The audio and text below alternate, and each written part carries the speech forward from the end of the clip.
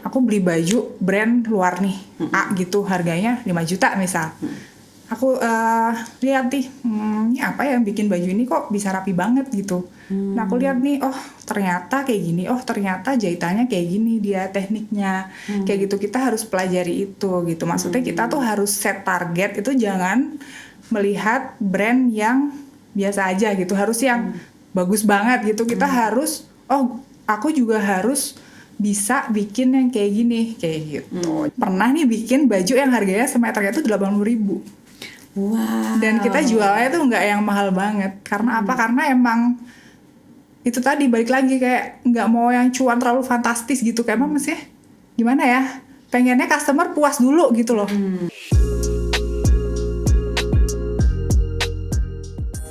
Assalamualaikum warahmatullahi wabarakatuh. Hai, saya Hana Farid. Selamat datang di The Power of Modest Talk. Senang sekali sekarang aku akan ngobrol-ngobrol sama temen lama yang bujukinnya udah lama banget. Diminta buat rekaman podcast, waktu awal ditanya, ngapain nggak usah gitu. Sampai akhirnya sekarang mau. Yeay. Halo Rani. Hai, halo. Kita pernah ke Jepang bareng loh Ran, inget gak sih? Iya. Show waktu itu ya, Jepang kan? Hah? Kapan? Bener dong. Yang bener. Jepang kita pernah gak sih? Enggak. Pernah ke Jepang? Tapi pernah ke Jepang gak? Pernah. Fashion Week kan? Iya. Tapi kita nggak bareng deh kayaknya. Nggak bareng ya. Tapi pernah ke Jepang Fashion Sama Week. itu kali waktu itu. Oh itu ya. Iya. Tapi Jepang Fashion Week udah pernah. Rani Hatta dulu. Terus Fashion Week mana lagi Ran? Dulu sih Bangkok Fashion Week gitu. Dulu Rani Hatta dikenal dengan brand Fashion Week dengan potongan bajunya yang neat banget, out of the box, clean, dan pasti paling cerewet urusan jahitan itu Rani Hatta. Iya. Ya. Lulusan Susan Budiarjo, benar ya. Terus sekarang punya second brand Saba. Nah, banyak yang nggak tahu. Oh, Saba itu Rani Hatta, gitu. Jadi Saba tuh memang audiensnya lebih banyak ke Gen Z, benar. Muda gitu. Atau orang tua yang pengen kelihatan muda. Milenial yang pengen kelihatan muda. Sebenarnya gitu. lebih ke selera sih ya, maksudnya bukan, aku sih nggak matokin kayak umur berapa sampai umur berapa gitu. Karena preferensi orang kan beda-beda ya. Ada sih yang udah 30-40 tahun tapi sukanya tampil anak muda kayak gitu kan. Jadi emang lebih ke style aja sih yang casual. Awal dan mulanya akhirnya bikin Saba tuh gimana? Rani Hattanya mau apa karena pengen mau bikin yang lebih affordable deh gitu. Nah itu dia sebenarnya kan tadinya kan aku tuh ada brand Rani Hatta dan Hatako ya kan. Kalau Hatako tuh lebih ke unisex ya, buat cowok cewek. Terus pengen nih yang khusus untuk hijab gitu. Tapi pada saat itu pengennya sih yang harganya lebih di bawahnya gitu, ya lebih affordable, mungkin sekitaran 200.000 dan ke bawah gitu awalnya gitu kan, untuk memberikan opsi gitu. Tapi pada saat prakteknya gitu, aku kan orangnya banyak maunya bahannya paling bagus, maunya nggak mau yang rapi, jahitannya yang rapi, benang yang dipakai juga yang nggak gampang berudul. Terus nggak mau hemat-hemat bahan. Biasanya kalau kita mau bikin yang murah itu kan diakalin kayak gimana, biar kecil-kecil gitu. Maksudnya biar makan bahannya nggak gitu banyak gitu kan. Cuman kan kayak ujung-ujungnya kok jadi HPP-nya tinggi lagi gitu ya. Emang nggak berbakat nih bikin yang murah-murah gitu. Jadi akhirnya ya bikinlah itu si Saba. Ya. Kenapa jadinya bikin Saba instead of ngegedein Hatako? Karena Hatako juga dulu harganya di bawah Rani Hatta kan. Ya lebih ke spesifik sih, kalau Saba Modest kan emang hijaber gitu kan. Nah, ya lebih ke spesifik. Sekarang Hatako masih jalan? Sekarang sih lagi vakum ya kan, pengen rebranding jadi menswear, tapi kita lagi nunggu momentumnya aja sih. Sekarang lagi fokus sama Saba Modest dulu gitu. Saba Modest tuh tahun berapa sih Ran waktu itu? Saba Modest 2018-an. 2018 ya, sebelum pandemi. Tapi ingat banget waktu Saba hadir, aku juga awalnya nggak tahu kalau Saba itu punyanya Rani Hatta. Pas ada gitu, wah aku pikir ini brand Korea atau brand Jepang gitu. Karena clean banget. Terus udah gitu di saat orang-orang 2018 itu masih hype-nya pattern scarf, ini Saba sangat clean, nggak ada pattern. Terus Pasmina, inget ya, di saat 2018 itu juga lagi naik daun square, voile, printed gitu. Terus Sabah hadir dengan pasmina lagi, lurus lagi dengan satu yang menjuntai ini. Itu Rani awal mulanya ngelihat siapa atau emang gayanya Rani? Sebenarnya sih aku kalau bikin baju itu berdasarkan apa yang pengen aku pakai aja.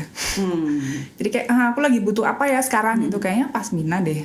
Terus apalagi ya, kayaknya sweater yang modelnya kayak gini deh gitu. Emang Rani dari dulu nggak pernah pakai square ya? Nggak, soalnya nggak cocok. Kayak udah dicobain tuh kayak kok gini gitu loh. Jadi kayak mungkin emang apa yang cocok untuk orang lain belum tentu cocok untuk kita kan. Dan Sabah awal mulanya juga bukan Rani kan yang muncul? Bukan, emang sengaja nggak mau muncul sih, pengen di belakang layar aja gitu. Ya pengen orang beli karena emang kualitasnya gitu, bukan karena siapa yang punya juga. Pas waktu Sabah muncul dipilih kayak oke, talentnya mau modelnya mau yang kayak gini nih. Itu tuh emang research dulu, pengen looknya sangat, aku sih ngerasa looknya Japanese atau Korean gitu. Itu sesuatu yang direncanakan atau ternyata pas sudah jadi banyak orang yang bilang gitu? Emang itu tadi balik lagi kayak ke aku emang bikin apa yang mau aku pakai aja gitu. Emang styleku, aku lebih suka kan baju yang pertama itu nyaman dipakai, terus simple, terus nggak ngeribetin, terus habis itu long lasting. Jadi mau sekarang atau 10 tahun lagi itu tuh nggak ketinggalan zaman gitu. Jadi nggak yang terus 1-2 kali pakai nggak dipakai lagi, dibuang kan sayang kan. Seperti baju yang aku pakai ini aku beli tahun 2019. Ya, terima kasih. Pas pandemi lagi bazar di IFW apa ya, JCC gitu. Rani masih ngejagain bazar saat itu. Oh ya? Masih nggak sih? Enggak masih sih. datang kalau lagi gitu. datang. Datang. Aku ngerasa kayak, Rani masih ngejagain ya. Oh berarti lagi datang. Lagi datang. Terus naksir langsung sama ini. Terus sampai sekarang masih dipakai. Alhamdulillah. Terima kasih. Nah, di saat sekarang nih, dulu kan Rani bikin Sabah, sekarang banyak brand trennya juga bikin second brand. Karena biasanya nggak bisa nurunin harga yang eksklusifnya, akhirnya yaudah deh bikin second brand, harganya lebih murah gitu. Rani merasa si Sabah ini ya udah fokus aja di Sabah atau kayak ya kasihan nih Rani Hatta jadinya nggak keurus gitu. Rani sendiri ngerasanya gimana dengan si second brand Sabah ini? Lebih ke apa ya, sebenarnya pengen juga sih lanjutin ke Rani Hatta ya, tapi kalau Rani Hatta itu kan emang harus mencurahkan segala pikiran dan waktu juga gitu loh maksudnya. Penuh idealisme. Nah, penuh gitu. idealisme juga. Jadi karena sekarang ini yang mau aku kejar untuk ngembangin Sabahnya dulu. Jadi ya gitu. Jadi fokus sama Sabah dulu karena emang sekarang pun Sabah masih belum settle gitu sih sebenarnya. Masih kantor masih harus banyak yang diperbaiki, sistem produksinya juga masih harus diperbaiki lagi gitu. Oke, udah berapa banyak timnya? Apa nih, penjahit atau yang anak? Oh ya, penjahit sendiri soalnya. Penjahit sendiri. Kebetulan aku emang konveksi ada sendiri, jadi ada konveksi dan ada kantornya juga. Konveksi berapa tuh? Kalau di konveksi itu mungkin sekitar 40-50 orang ya.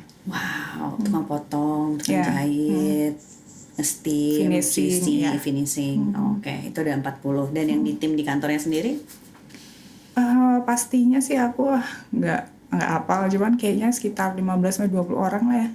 Desain semua masih Rani yang nurun? Iya, semuanya desain, aku sampling, milih bahan, milih aksesoris, ya semuanya. Bahkan pola juga aku sendiri yang revisi, soalnya kadang ya apa yang aku mau itu tukang pola tuh kurang bisa untuk bikin yang sama persis gitu kan, karena kan yang di otaknya kita kan nggak mungkin sinkron banget sama orang lain kan. Jadi mereka yang bikin pola awalnya dulu, nanti revisinya aku sendiri yang revisiin gitu. Rani masih bisa jahit dari Susan Budiar? Kalau jahit sih udah lupa dan masih ada bayangan pola ya gitu. Kalau pola pasti sih, karena emang itu kan emang aku sendiri yang harus turun tangan gitu.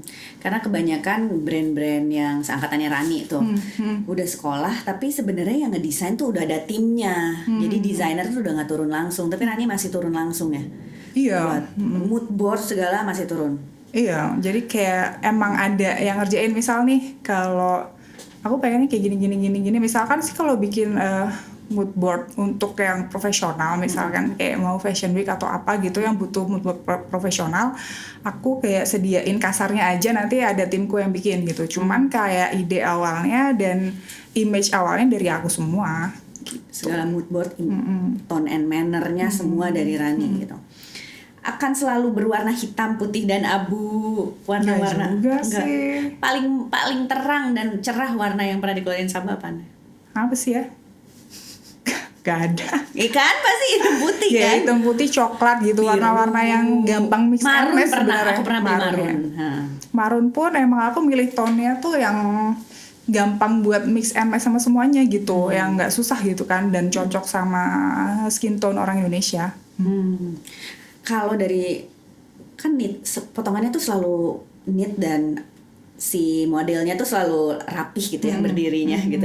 Jadi kelihatan potongan si celananya kah, bajunya kah, ada material bahan gak sih yang kayak pokoknya Rani Hatta tuh selalu pakai materialnya ini dan kita tuh menghindari material yang seperti ini gitu.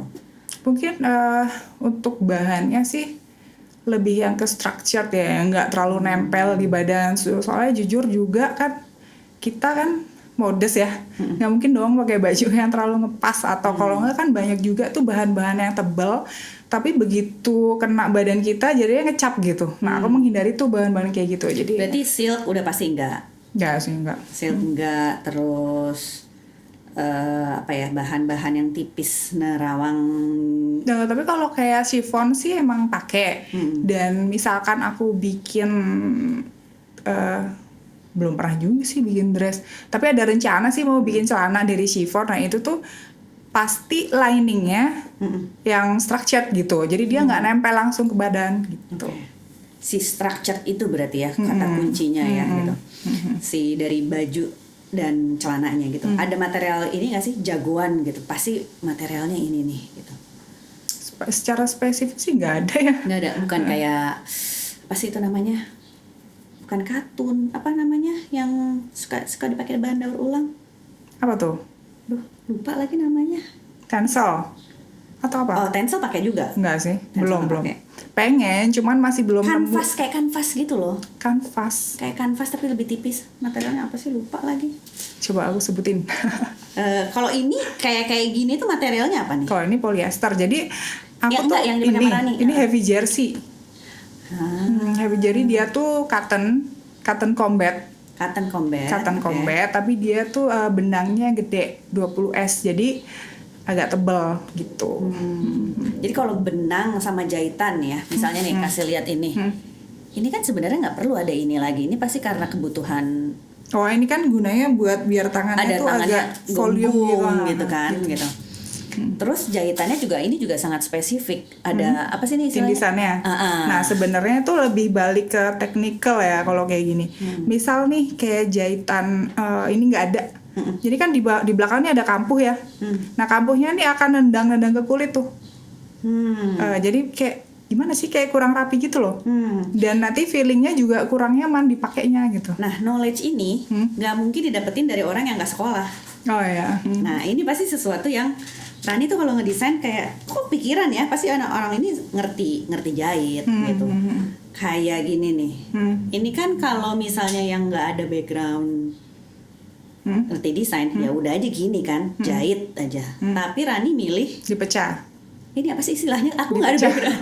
Dipecah itu. Jadi Dipecah. kayak jadi kayak terus kampuhnya jahitannya dipecah. kayak gini. Itu juga kan pasti karena Rani sempet sekolah dan ngerti pola gitu.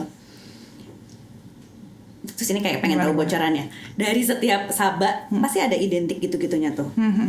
Apa sih yang pokoknya baju Sabah itu harus yang ini dari sisi pola. Ya. Jadi untuk kayak teknikalnya sendiri gitu kan, emang nggak bisa asal-asalan deh. Aku susah ya jelasinnya gimana ya, bingung juga. Kayak misalnya nih kayak baju ini gitu ya. Ini kenapa aku putusin untuk begini gitu? Karena ide kan bahannya itu agak klemer ya. Agak lebar, jadi jatuh, agak jatuh. Jadi misalkan ini aku jahit bareng langsung kayak gini, diobras langsung. Nanti di bagian sininya dia nggak bisa rapi. Jadi kayak ada melontung-melentungnya gitu. Nah ini nggak akan Oh, itu Ini sebenarnya lebih nggak ke akan, orang nggak akan, maksudnya orang yang nggak ngerti ngejahit nggak akan kepikiran jahitnya kayak gini, pasti orang yang ngerti jahit gitu. Karena kalau langsung pasti ngerengkel gitu ya kan. benar. Itu lebih ke apa ya, learning by doing sih sebenarnya, dan idealismenya kita. Sebenarnya kita tuh mau bikin produk tuh yang seperti apa gitu, kualitasnya tuh mau yang seperti apa gitu kan. Jadi emang kayak mungkin aku sukanya yang rapi gitu kan. Jadi kalau ada jahitan yang nggak rapi tuh aku akan cari nih, kenapa masalahnya nih gitu. Apakah di bahannya, ataukah di teknik jahitnya, ataukah di polanya, itu beda-beda. Jadi kayak setiap desain itu treatmentnya beda-beda gitu. Dan beberapa kali aku ngobrol sama Rani, Ran tahu nggak ini brand ini? Iya aku tahu brand itu lagi racing tapi jahitannya nggak bagus. Iya. Fokusnya pasti gitu, bukan kayak iya bagus ya, campaignnya apa, atau enggak misalnya gambarnya gini. Kalau ngobrol sama Rani pasti dari dulu iya soalnya jahitannya tapi nggak bagus, iya tapi ini jahitannya lucu loh. Fokusnya selalu di produk. Ya. Terus kayak ini lagi nih, karena aku juga pernah ngobrol sama Teh Irna. Kalau misalnya mau jualan ekspor baju muslim, katanya tuh jahitannya sangat diperlihatkan, harus yang kayak gini. Nah, rata-rata QC buat bisa ekspor barang, tuh Rani tuh udah checklist semua. Emang ada pengalaman waktu fashion week di luar atau nggak trading, pernah nggak sih? Nggak, jadi lebih ke kayak gini ya, Apa karena dari Indonesia Fashion? Ya itu salah satunya juga. Tapi yang lebih yang lebih ngaruh tuh kayaknya emang ke nggak pernah puas buat belajar. Misalkan gini, aku beli baju brand luar nih, A gitu, harganya 5 juta misal. Aku lihat nih, ini apa ya yang bikin baju ini kok bisa rapi banget gitu. Nah aku lihat nih, oh ternyata kayak gini, oh ternyata jahitannya kayak gini, dia tekniknya kayak gitu. Kita harus pelajari itu gitu. Maksudnya kita tuh harus set target, itu jangan melihat brand yang biasa aja gitu, harus yang bagus banget gitu. Kita harus, oh aku juga harus bisa bikin yang kayak gini, kayak gitu. Jadi lebih ke itu sih targetnya. Kalau brand di luar bisa bikin, nah saatnya kita kayak oh brand Indonesia juga bisa loh gitu. Jadi set standarnya yang tinggi biar kalau kita siap untuk ekspor keluar gitu ya, kita udah ada di standar yang sama gitu ya. Jadi kita harus pelajari itu semuanya. Ada spesifik brand gak sih yang kayak aku tuh suka banget jahitannya brand ini gitu? Kebanyakan sih, banyak sih sebenarnya, kayak mungkin kayak The Row atau Lemer atau segala macam itu udah kayak bagus banget sih kayak gitu. Kita bisa belajar banyak dari mereka gitu. Oke. Pernah nggak pecah? Kan ini juga sering terjadi ya, beli baju di luar sudah gitu pecah pola gitu dari baju dari brand yang di luar. Itu pernah dialamin nggak sama Rani? Lebih ngelihat ke tekniknya ya. Jadi misalkan nih pernah lo beli jas kan, ini kok nggak ada jahitannya kayak gitu. Kayak mana sih caranya gitu? Penasaran kan? Maksudnya gitu nggak mungkin ujuk-ujuk pinter, nggak mungkin kan? Jadi kita kayak lihat gimana sih cara bikinnya kayak gitu. Dan itu tuh emang susah gitu dan nggak mudah gitu loh. Kayak terakhir kemarin aku ke Jepang juga tuh ada hal yang menarik banget nih di tailor kan. Jadi di depan tokonya dia pasang semacam teknik di dalamnya tuh kayak apa gitu. Kerangkanya bajunya itu kayak jadi dia ngebongkar. Iya, jadi yang setengahnya setengahnya itu dia liatin nih di dalamnya itu ada apa itu jas.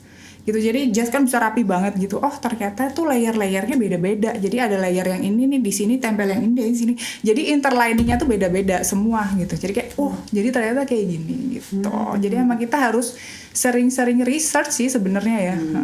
Jadi jalan-jalan ke luar negeri juga sekalian survei area mana nih yang lagi banyak baju-baju, jual baju-baju. Terus sambil lihat-lihat ini juga ya, lihat tekniknya. Soalnya teknik-teknik kayak gitu kan pasti akan makin canggih lagi, dan kita juga nggak boleh kayak cepet puas sama apa yang bisa kita lakukan gitu loh. Harus merasa nggak puas dengan kualitasnya, jadi kita bisa improve terus. Sayangnya di Indonesia kan nggak semuanya punya concern yang segitunya juga sama jahitan gitu. Ya mungkin banyak dari customer di Indonesia ya nggak usah dulu mikirin jahitan deh, yang penting harganya murah dulu gitu. Terus Rani hadir dengan konsep potongan yang structured banget, terus simplicity tapi kayak ketahuan gitu ya. Itu nemu talent, apalagi jualannya online gitu. Nemu talentnya dari mana? Terus apakah searching sendiri, style fotonya searching sendiri gitu, sampai akhirnya banyak yang bilang Sabah tuh Gen Z banget. Gitu. Maksudnya temu talent model. Model foto.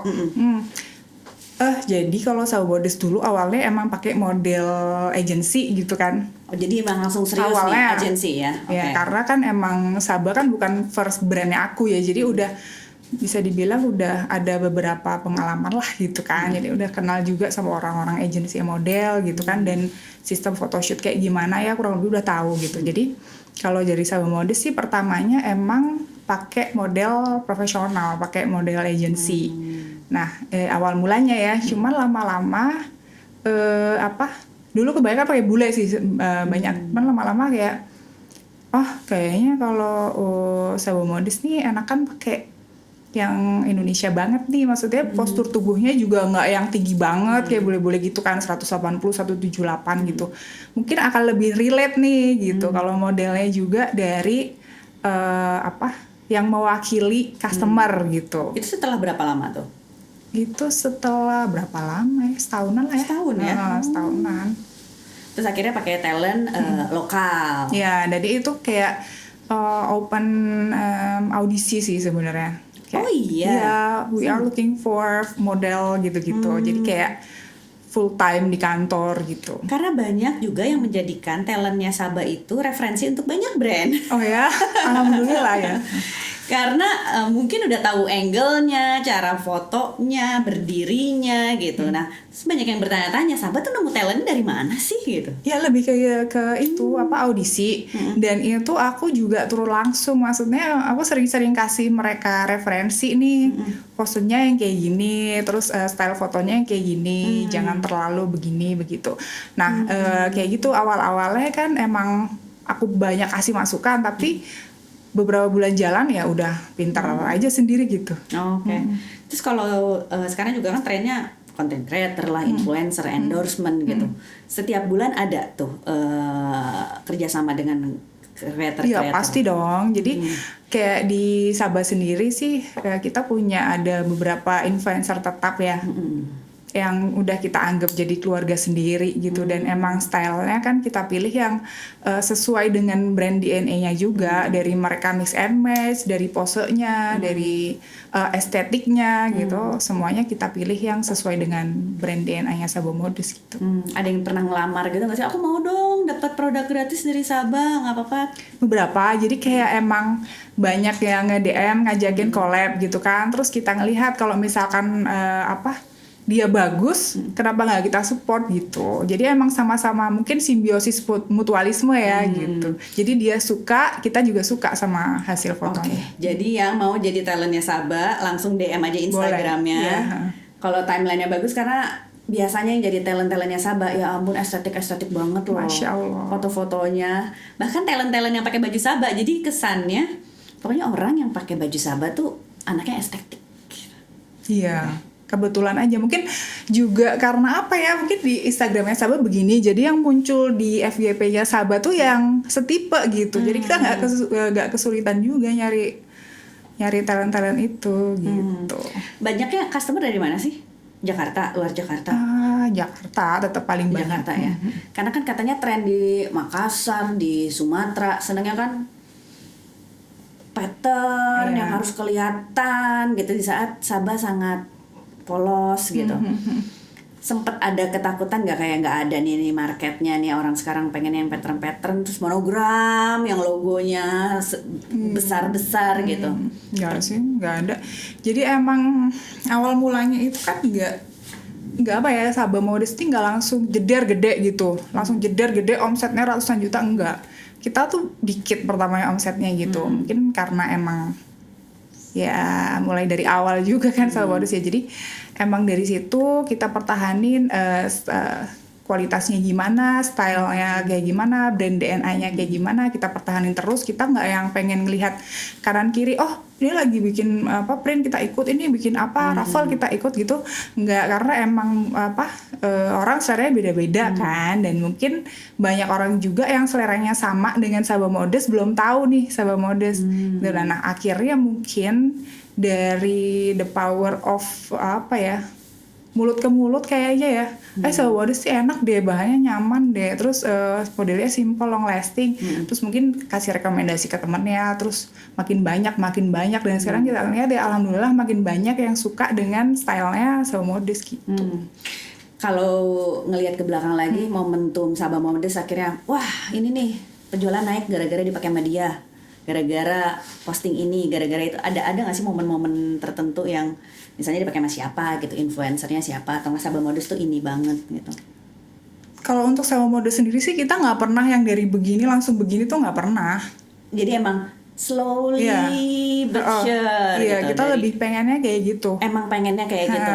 Karena segala sesuatu yang tiba-tiba itu takutnya ya kan, takutnya nggak bisa maintain itu gitu. Jadi kalau kayak slow naik sedikit gitu lebih sustain ya.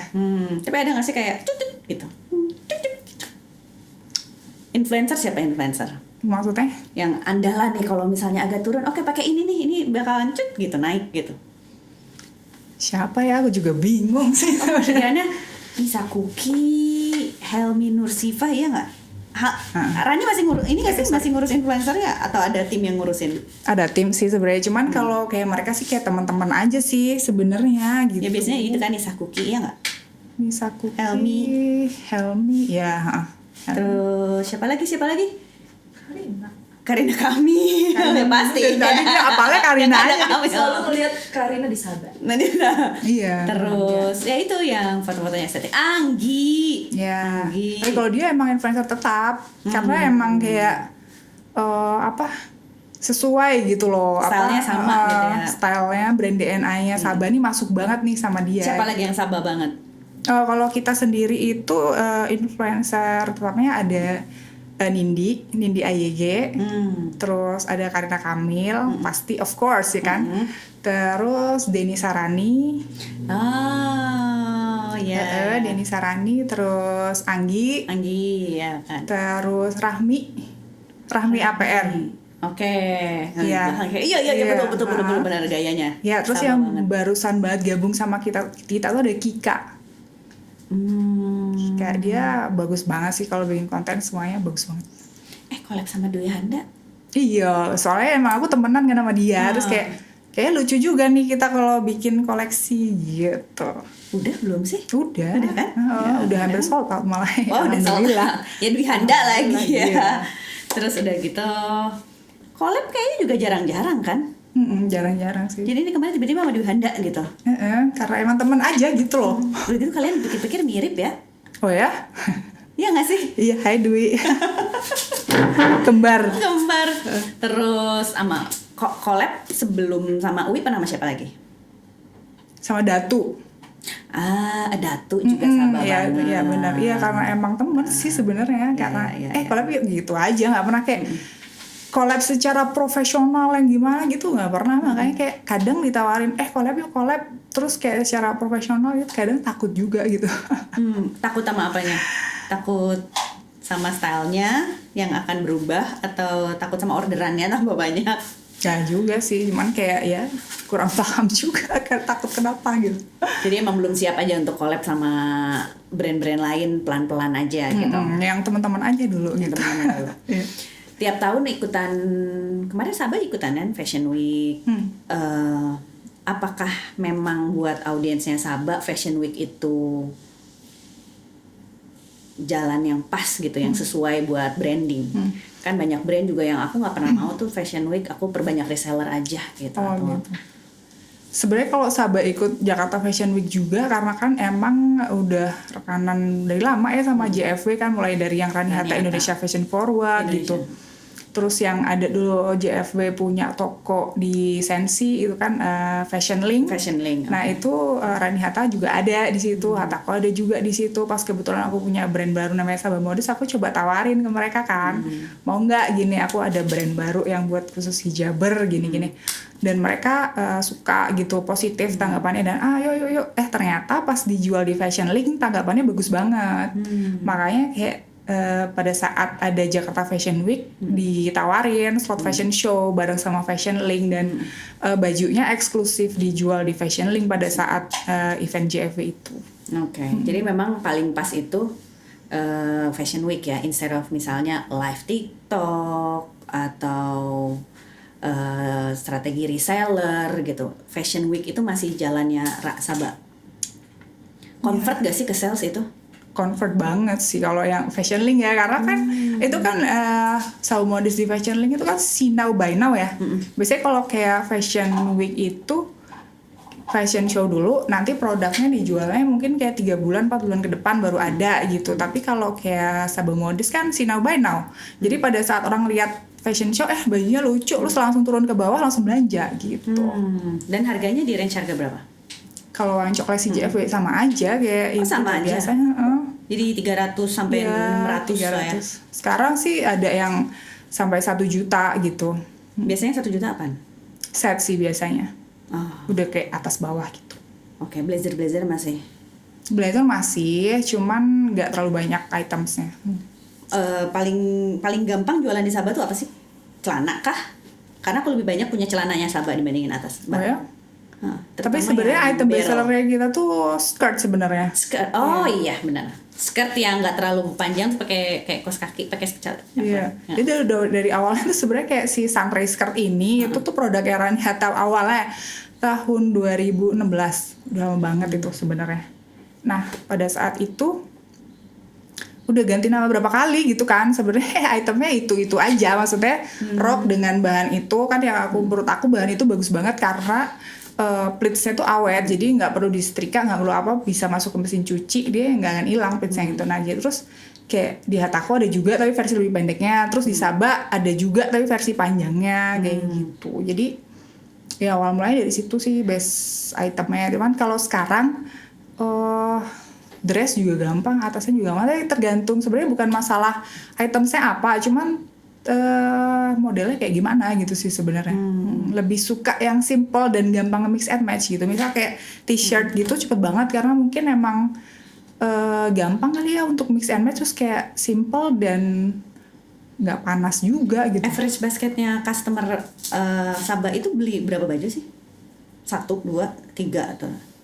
Biasanya lebih dari 1 item sih kalau sekali check out ya. Ada yang 3 gitu, kadang ada ini kayak t-shirt aku keluarin 4 warna kayak beli semuanya gitu karena mereka emang udah tahu nih kualitasnya kayak gimana gitu.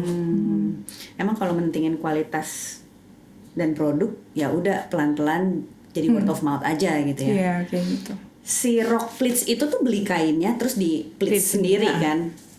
Material apa sih yang pokoknya kalau material ini dia nggak cocok di pleats, misalnya apa, polyester tinggi atau justru yang harus polyester? Kalau pleats emang harus polyesternya tinggi karena biar awet pleatsnya. Oke, jadi memang harus polyester tinggi.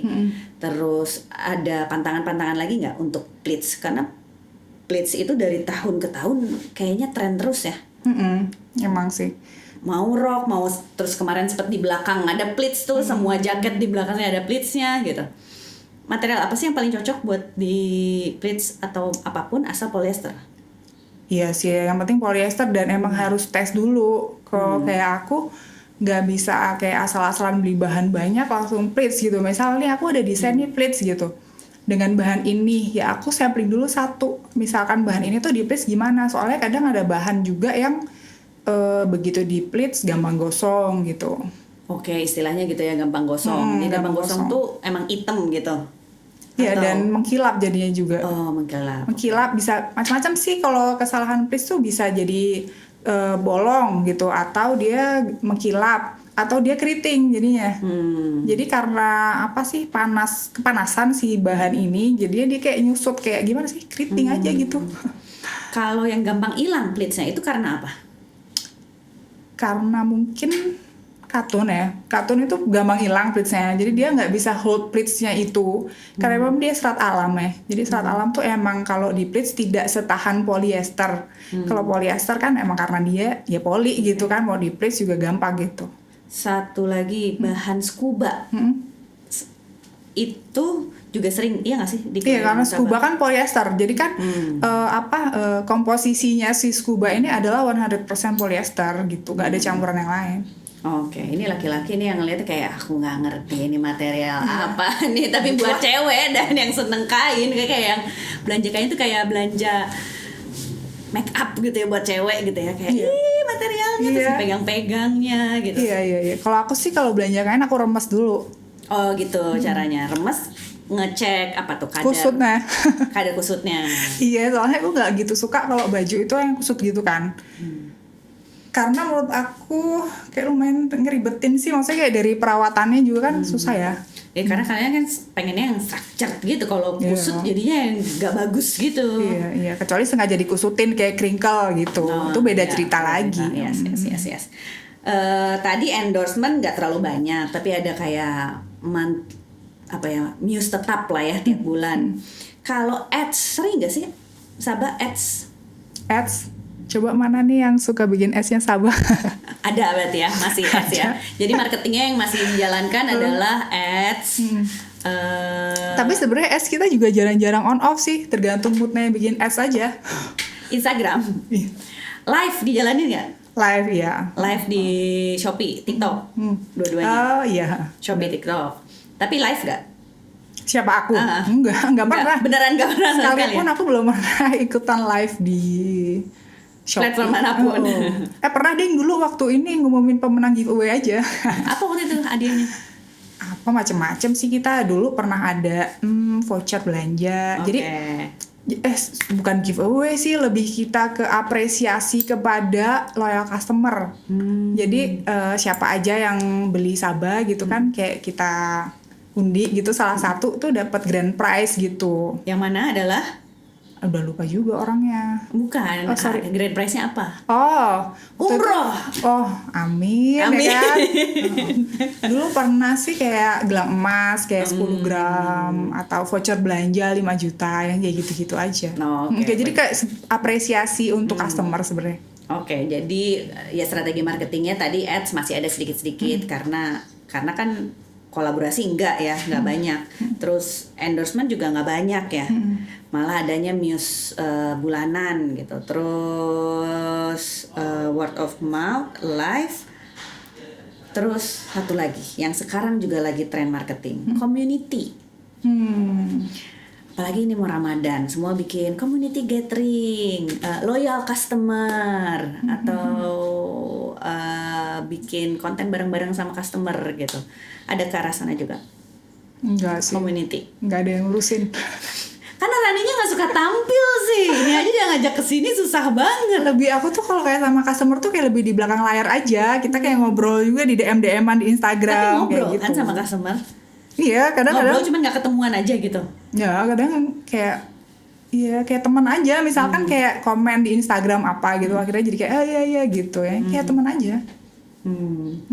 Nggak ada yang gathering dinner bareng. Ya pengen sih sebenarnya. Mungkin kalau mode stok mau. Boleh. Siap mode stok mau. Bener ya. Aku tinggal datang kan. Tinggal tuh kan. Kalau Rani aku tinggal datang aja deh gitu. Soalnya aku mager. Ya ampun Ran, ayo Ran gitu. Ya begitulah. Terus ini ke kantor seminggu berapa kali sih datang? Mungkin anak-anak kantor saya bisa komen di sini seminggu berapa. Ini mau bikin usaha nggak sih? Kayak yang ya udah deh ayo, ya udah deh enggak, ya udah deh ayo. Jadi sebenarnya tuh gini loh, aku tuh orangnya tuh emang nggak pinter bisnis gitu. Jadi masa? Serius. Jadi kan emang sering ngerasa kayak gitu. Jadi aku justru Rani tuh jago bisnis, cuma diem aja nggak ngomong. Nggak, kata siapa? Ya kan aku ngelihatnya. Nggak. Ngerasanya nggak jago bisnis. Serius emang nggak jago. Jadi emang aku sama suamiku itu bukan dari keluarga bisnismen gitu. Aku dari keluarga PNS, terus suami dari keluarga tentara gitu kan. Jadi nggak ada yang bisnismen gitu. Jadi semuanya tuh kita pelajarin dari nol gitu. Gimana, dan emang apa ya, aku tuh nggak percaya deh, nggak ada orang yang nggak businessman. Itu cuman mindset aja. oh ya, Aku merasa semua orang berbakat jadi businessman, cuman semua dengan pace yang berbeda aja. Ya mungkin pace-nya Rani tuh nggak bisa kayak Linda gitu ya, yang harus lari gitu. Mungkin pace-nya Rani tuh ya seorang businessman yang chill aja, bener nggak? pengennya sih, moga-moga ya kayak gitu. Emang Udah chill kali ya, jarang ke kantor. Iya nggak? Iya. Jadi sebenarnya aku melihat Rani tuh businessman, Oh ya? businesswoman. Terima kasih. Cuman santai, nggak menggebu-gebu. Ya emang kayak gitu Ya. sih. Terus nggak gampang silau sama pencapaian orang lain gitu. Jadi Ya semuanya kayak disyukuri aja kan. nah, tenang aja gitu. Yang lain pada brang-breng-brong, ini kayak ya nggak apa-apa, aku gini aja gitu ya. Lebih gitu. Iya gitu sih, lebih mungkin karena emang basicnya aku orang produksi kali. Maksudnya kalau bikin produk ya aku bisa bikin yang bagus. Cuman kalau untuk bisnisnya seadanya gitu sebenarnya. Cuman ya doakan saja. Dari menjalankan Sabah ini, apa sih yang paling excite you more gitu? Kayak kan semua udah bikin produksi, ada yang marketing, ada yang senengnya live, tapi apa sih hal yang bikin Rani tuh emang enjoy ngejalanin ini? Lebih ke kepuasan customer ya, tiap kali baca review yang aku suka banget nih bajunya, wah ini kayak baju brand luar nih, udah gak kalah nih kualitasnya sama itu tuh kayak bener-bener seneng banget kayak wah ternyata gue bisa ya gitu. Ya apa, review-review dari mereka ini yang bikin aku tetap semangat, kayak nggak capek untuk mencari ilmu yang baru gitu. Jadi to serve the customer the best Iya. it can be gitu ya. Jadi emang dan apa ya, pengen membuktikan kalau emang produk Indonesia ini bisa lo bikin kualitas yang nggak kalah dengan produk-produk internasional gitu. Jadi kamu daripada instead of buying di brand di mall yang international brand, mendingan support lokal brand aja gitu. Oke. Masih suka belanja lokal brand? Siapa tuh? Rani. Aku iya masih juga. Coba 5 lokal brand yang Rani masih belanja. Oh gitu, Sabah Modest. Jangan dong, itu pasti bukan belanja, pasti pakai sampel kan? Iya sih. Belanja kan kainnya beli juga. Oh iya, kan nggak kayak beli gratisan. juga, ya. Selain Sabah Modest, Oke, IKYK. YK. Kemarin aku beli jeansnya dia kayak semua warna gitu. Oke. Terus Beli jeansnya dia semua warna. Ini sih loyal customer YK juga. Terus, ya pokoknya kalau yang brand lokal brand bagus ya pasti aku beli. oke, apa lagi? Terus Maima juga aku beli. Maima, oke, iya Rani Hatta, oke. Jadi teman-teman juga sih ujung-ujungnya kan. Terus apa lagi dong? 3 lagi. Terus kalau kemarin Syari aku beli Bahja. Bahja. Kerudung bikin sendiri kan di udah sana. sama sekali nggak pakai kerudung orang. Apa ya, aku pernah beli. Oke, kalau lama berarti nggak ada. Mau kena. Oh, beli deh kemarin aku beli Parte. Oh, Ya Parte. ini apa yang kotak, pengen nyobain kan. Pakai kerudung square gitu. Jadi kan lucu nih motifnya Parte, aku beli, tapi balik lagi ternyata aku memang tidak cocok dengan kerudung kotak gitu. Tapi udah dibeli Tata. Tapi tetap aku pakai Tetap sih. dipakai. Nah, berarti kalau ada tamu di rumah gitu kan aku pakai. Terus kalau ke kantor sebentar-sebentar ya. Terus mau kena. Mukena tuh banyak banget dikirimin dari Heaven Slide. Heaven Slide. Jadi kan kalau ngirim hampers lebaran kan pasti mukena ya kan. Nah dan emang enak bahannya, suka. Satu lagi brand lain. Brand baju olahraga. Ada nggak? Sport lokal. Apa ya? Aku bikin sendiri sih kebanyakan kalau brand baju olahraga, walaupun aku nggak jual gitu kan, aku punya bahannya, aku bikin sendiri. Soalnya jujur nih ya susah. Aku kan tingginya 175. Jadi Baju print deh, terakhir beli apa? nggak pernah beli baju print. Bener Orang juga kayaknya polos-polos ini. Gimana coba? Satu lagi. Tadi kan Apa? udah tuh Heaven Slide mau kena, terus Parte printed, Maima, YK. Satu lagi apa? Tadi kan Bahija udah disebut. Oh iya, Bahija. Oke, 5. Sebenarnya masih banyak sih, cuman kalau disebutin satu-satu, karena kalau podcast gini tuh kayak ngeblank itu apa ya? Coba masih banyak, waktunya bisa di-cut. Coba pengen tahu, karena kalau udah lolos dibeli sama Rani, berarti jahitannya bagus. Gitu ya? Iya, emang bagus sih mereka yang aku sebutin tadi. Iya. Apalagi Karena itu kita waktu nonton Heaven Lights, Iya. instead of ngomongin pattern, karena Heaven Lights kan menyala gitu ya. Tapi dia jahitannya rapi sih. Jahitannya rapi Heaven Lights. Masih juga jahitan. Pasti. Yang aku liatin pertama kali kok pada saat fashion show tuh, lihat kampungnya dulu nih, di bawah ada yang keriting nggak gitu. Apa itu kampung? Kampung. Tuh kan tuh istilah-istilah yang ujung Nah iya, ini dia, ini kampungnya namanya nih. Oh, oke. Terus kalau kerudung ya ini itu. Apa jahitan tepi samping ini kan dilihat nih. Oh ini keriting gak ya gitu. Memang pertama kali tuh ke situ matanya, nggak tahu emang udah kayak gitu settingan matanya. Kalau sama Rani anaknya ngomongin produk sih. Iya. Kalau ngomongin bisnis sama aku pusing sendiri kan jadinya bingung. Kalau Ceruti baby doll itu ada kasta-kastanya nggak sih? Katanya ada kasta-kastanya. Ini Rani pakai Ceruti baby doll juga kan? Bedanya di mana sih? Mungkin tuh lebih kayak ke tiap pabrikan beda-beda ya. Ada yang bikinnya agak kasar, ada yang bikin agak halus. Jenis benangnya kan, jenis benang juga beda-beda gitu. Jadi ada yang benangnya emang kasar, ada yang benangnya halus gitu. Kalau Rani lebih cenderung yang lebih tipis atau justru yang agak kaku, tebel Cerutinya? Tergantung juga sih. Kadang misalkan nih kalau untuk yang kayak gini aku nggak begitu suka yang terlalu tebel juga, karena kayak agak kresek-kresek gitu loh dipakainya. Takut budek gitu. Aku termasuk mungkin nggak tahu ya, mungkin kayak aku tuh kayak hipersensitif atau gimana gitu. Jadi emang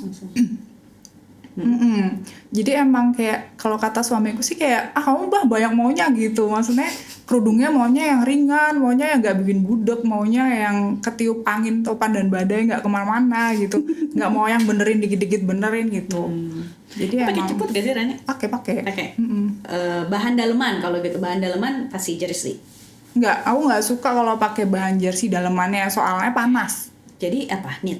Nggak, dia pakai cotton aja. Cotton combat. Jadi kayak instead of tencel, kalau untuk daleman aku lebih suka pakai yang katun. Karena si tencel itu emang kalau dipegang pertamanya, ini adem banget, dingin, lembut segala macam. Tapi pada saat kita pakai jadi ciput, dia gampang melorot. Gitu, jadi nggak stay. Jadi emang enak dipakainya, tapi dia nggak stay, jadi berantakan. Oh, sebuah insight ini akan nanti dipotong sebagai potongan. Jadi tencel itu emang enaknya di badan Atau di kerudung luaran gitu. Begitu. Kalau tencel tuh dijahit ujungnya lebih susah nggak? Lumayan, karena emang dia jadi gini, nggak cuma tencel, tapi semua bahan yang stretch banget itu dijahitnya emang susah, karena butuh mesin khusus. Dan cobain deh kalau ada kerudung tencel di rumah, coba ditarik, akan crack nggak? Berarti kalau dia pada saat ditarik crack, berarti itu dia nggak bener jahitnya. Salah di ngejahitnya apa salah di benangnya? Salah di mesinnya yang dipakai buat ngejahit, karena mesinnya itu beda-beda. Jadi dalam satu baju ini tuh nggak cuma satu mesin aja yang dipakai gitu. Dan kerudung juga begitu. Ada mesin jahit normal, ada mesin jahit yang khusus untuk bahan-bahan yang melar. Kayak gitu. Jadi ada mesin jahit rantai, jadi beda-beda emang. Pantesan ada 40 tukang jahit ya. Mesinnya juga macam-macam. Karena mesinnya beda-beda. Langsung pengen buka nih satu-satu. Iya bener sih. Kalau misalnya yang bahannya kaos kan kalau digituin bisa jadi si benangnya nggak stretch kan. Berudul. Oke, coba ini. Kerudung tencel kan gini, kretek nggak gitu. Aku pikir kalau kretek itu karena keseringan dicuci. Oh bukan, dia karena benangnya putus. Terus kena matahari, kering, jadinya jadi lebih crunchy gitu si bahan dalemannya. Makanya daleman aku tuh sering sobek lama-lama kalau yang tencel. Itu karena salah jahitnya ya. Lebih ke bukan sobek, tapi mungkin lebih ke lepas jahitannya kali lepas jahitannya. Ya, benar. Karena dia bahannya melar banget, sedangkan si teknik jahitnya ini tidak bisa ngimbangin kemelarannya si tencel. Jadi pada saat ditarik bahannya melar, tapi jahitannya stay, otomatis berudul gitu. Oke, sebuah informasi terutama untuk yang baru membangun bisnis. Jadi jangan dulu silau sama material-material tertentu, karena kalau sebagus apapun materialnya, mau tencel kah, mau pakai teknologi apapun, kalau salah jahit ya tetap aja akhirnya produknya nggak maksimal. Ya. Dan ada lagi nih sebenarnya, loh kok jadi ngomongin teknik-teknik ya? Karena emang ngomongin teknik dan produksi kalau sama Rani. Iya ya, jadi melenceng ya ini ya. Oke. Apa sih tipsnya tuh? sebenarnya mungkin belum banyak orang yang tahu ya. Jadi kalau beda bahan itu beda treatment. Jadi misal nih pola 1 aku bikin pakai bahan A, bahan B dan bahan C. Itu hasilnya belum tentu sama. Oke. Karena kemelaran bahan beda-beda ya kan. Terus nanti ada bahan itu kalau yang udah dicuci jadi susut. Ya. Terus ada lagi bahan yang kalau dijahit mau kayak gimana pun juga itu nggak bakalan bagus, ada juga. Masalahnya kita nggak mungkin bikin sampel pakai material, pakai kain yang akan diproduksi. Amsyong dong mahal. Enggak dong. Harus ya? Iya, kalau aku sih kayak gitu. Oh gitu. Iya, Kalau harus misalnya kayak harga gitu. kain produksinya udah 50.000, 30.000, 60.000 per meter dijadiin sampel. Iya dong, Kalau pasti. gagal, Ya udah ganti aja yang lain, yang bikin baru lagi. Oh. Itu tuh kayak sebenarnya ya itulah mengapa kayak Sabo Modest tuh bisa rapi karena salah satunya karena itu. Jadi misalkan nih ya mau bikin baju A, nah ini per meternya 80.000 gitu. Ya udah sampelnya tetap pakai bahan yang itu karena apa? Karena beda beda bahan itu polanya beda lagi gitu. Dan emang misal nih pola A dibikin pakai bahan dummy gitu, misal kayak belacu atau apa, pada saat nanti dijahit di bahan real ya, bahan furing gitu kan suka ya juga. nggak boleh. Jadi pada saat dijahit di bahan real ya itu pasti beda hasilnya dan ujung-ujungnya nanti polanya rombak lagi. Kecuali masih pola pertama pakai bahan yang lain, oke lah gitu. Tapi harus bikin lagi pakai bahan realnya, itu harus. Dan itu tuh aku biasanya bisa sampai berkali-kali karena kadang ini terlalu gede gitu, masih ada terlalu kerut-kerut gitu. Ya udah bikin baru lagi pola lengannya sampai bener-bener perfect banget baru boleh produksi. Oke, kalau gitu sebagai penutup aku mau dapetin tips dari Rani untuk teman-teman yang mau mulai produksi gitu ya. Hal apa aja sih yang harus dipikirkan untuk mendapatkan produk yang oke nih kualitasnya sesuai gitu. Pertama apa? Misalnya Ini kayaknya kalau jadi penutup panjang ya? panjang banget. Boleh deh, boleh. Apa ya?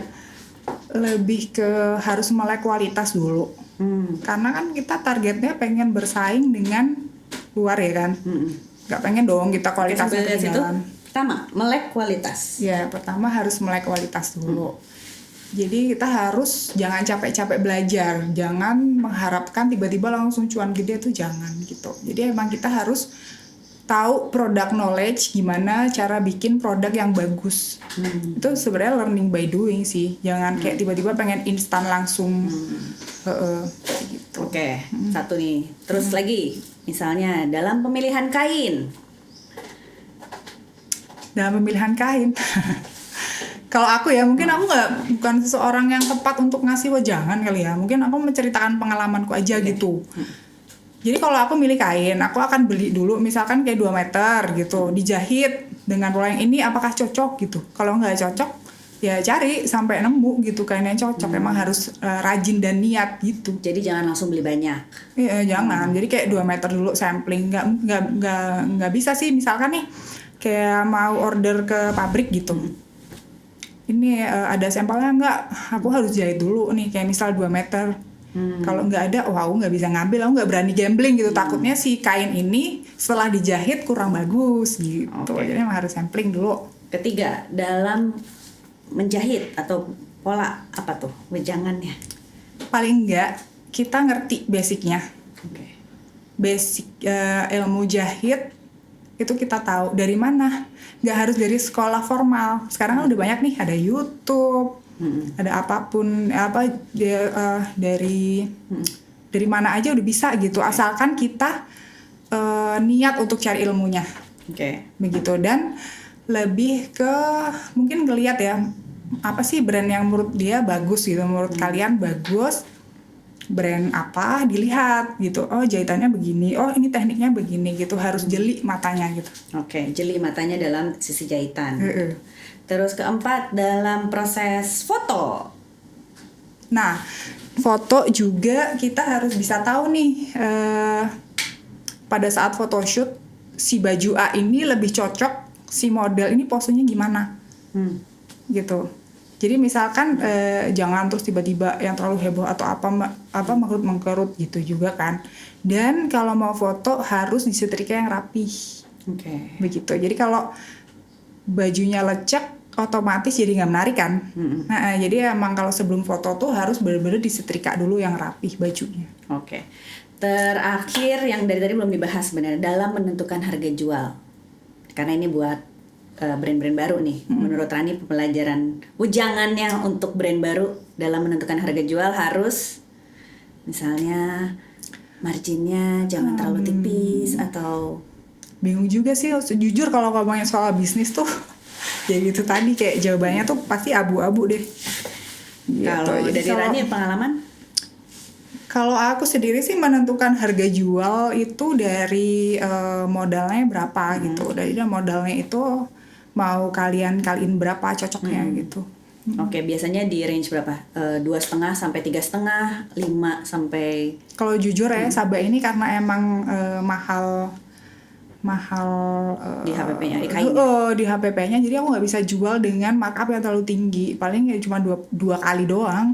Nggak bisa yang tiba-tiba berkali-kali lipat karena jujur ya kadang nih aku meeting nih sama pabrik kain, terus aku maunya bahan yang kayak gini gitu. Aku punya baju yang mau aku beli di luar negeri gitu kan, ini bahannya bagus banget deh gitu kan, kalian punya nggak sih bahan yang kayak gini gitu.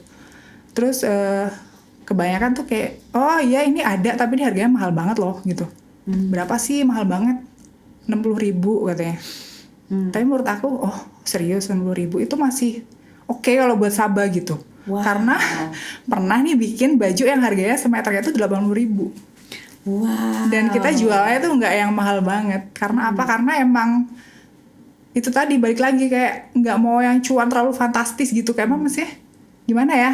Pengennya customer puas dulu gitu loh.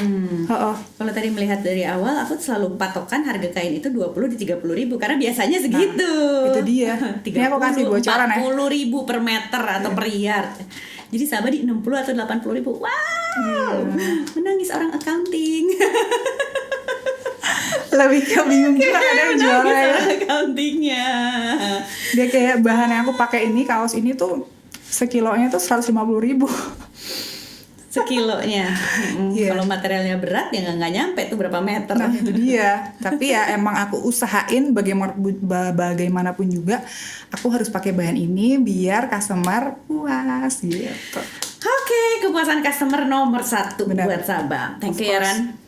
Terima kasih. Terima kasih semuanya. akhirnya sudah mau dikupas tuntas perjalanan Sabah, dan kita belajar banyak dari bagaimana Rani itu memang sangat passionate Masya di membuat produk yang berkualitas dan Amin. juga menyenangkan customer. Thank you buat Terima sharing-sharingnya. kasih, Modest Talk. Semoga Ramadannya koleksinya diterima, Amin. laris manis. Sampai jumpa di Gemar Ramadan Ya, sampai jumpa Oke. di Gemar Ramadan. Yeay. Ya. Jangan lupa subscribe. Hana Farid undur diri. Wassalamualaikum warahmatullahi Warahmatullahi wabarakatuh. wabarakatuh.